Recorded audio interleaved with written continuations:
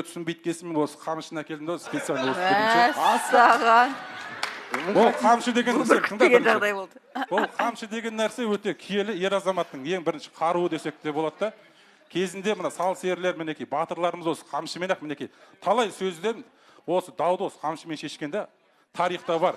Сондықтан да бұл қамшы киелі әрқашанда. Сондықтан да енді Ілияс бір жақсы сөз болашақта аузыңнан шығады деген ойдамын. Сен де қазақтың жігітісің, мен де қазақтың жігітімін. Сондықтан да сенің тәрбиең бүгіннен бастап осы қамшы болады, ренжіме. Мен және де мына баяғыда молдалар айтушы еді ғой.